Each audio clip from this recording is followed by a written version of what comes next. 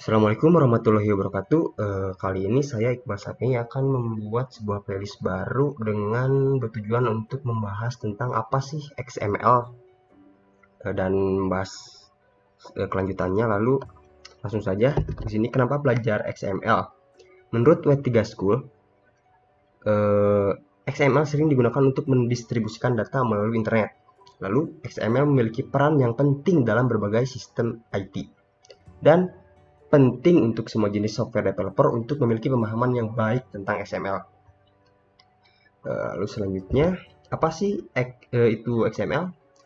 XML stands for Extensible Markup Language, di mana XML itu kepanjang singkatan dari Extensible Markup Language.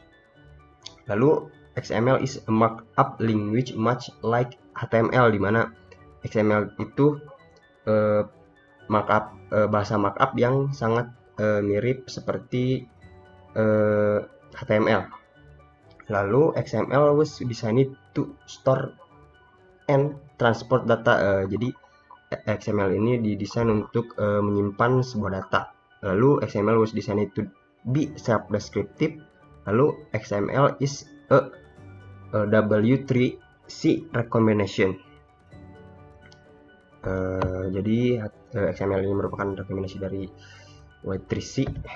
Lalu contoh penulisan dari XML. Nah, tadi sempat disinggung di mana XML itu designed to be self-descriptive. Jadi setiap tag-tag yang dibuat pada XML itu memiliki tujuannya. Di sini misalkan ada note yang dibuat menggunakan XML.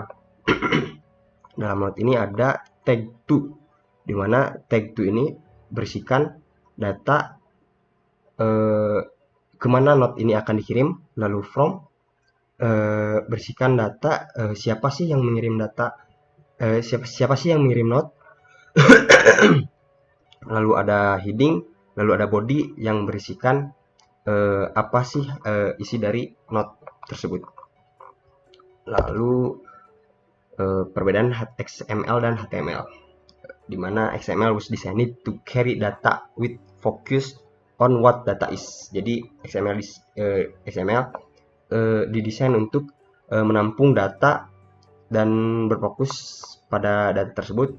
Lalu HTML was designed to display data with focus on how data looks. Jadi HTML didesain untuk menampilkan data dengan fokus bagaimana data tersebut dilihat.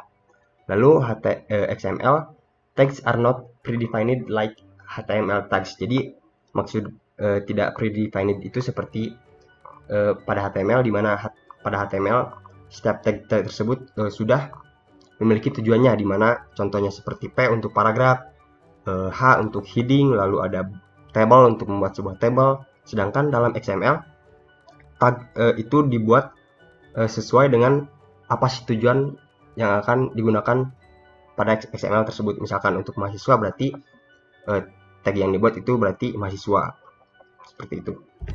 Lalu XML is extensible. Jadi maksudnya aplikasi yang menggunakan XML itu meskipun data dari XML tersebut ada yang ditambahkan atau yang dikurangkan, aplikasi tersebut akan tetap jalan. Jadi meskipun pada aplikasi lama lalu pada aplikasi baru ada perubahan data, seperti misalkan dalam XML tersebut menampung data dari beberapa mahasiswa, lalu ada satu data mahasiswa yang dihapus atau ditambahkan, maka aplikasi yang menggunakan XML tersebut akan tetap jalan dengan data yang ada pada XML. Lalu penggunaan XML. XML is used in many aspect of web development, di mana XML digunakan dalam banyak aspek dalam pengembangan web. Lalu XML biasa digunakan terpisah, jadi terpisah dari data dan presentasi, di mana XML itu bertujuan untuk menyimpan data, dan misalkan contoh HTML digunakan untuk menampilkan data dari XML tersebut. Ini XML is often a complement to HTML, di mana XML merupakan pelengkap dari HTML. Jadi seperti tadi yang saya bilang, di mana XML itu untuk menyimpan data, lalu HTML untuk menampilkan datanya. Lalu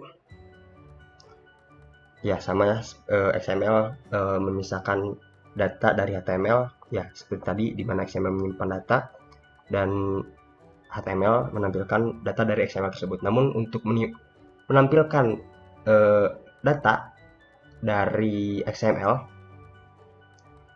ke HTML dibutuhkan beberapa baris JavaScript untuk dapat menampilkan data dari XML ke dalam aplikasi HTML.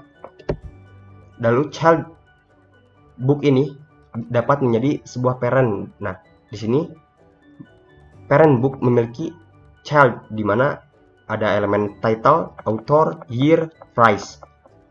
Nah, untuk parent yang memiliki banyak child, setiap child tersebut disebut siblings. Jadi setiap child dalam satu parent itu siblings atau saudara.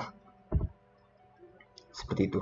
Sekian yang dapat saya sampaikan. Mungkin next saya akan mencoba untuk membuat aplikasi HTML dan mengambil datanya dari XML. Wassalamualaikum warahmatullahi wabarakatuh.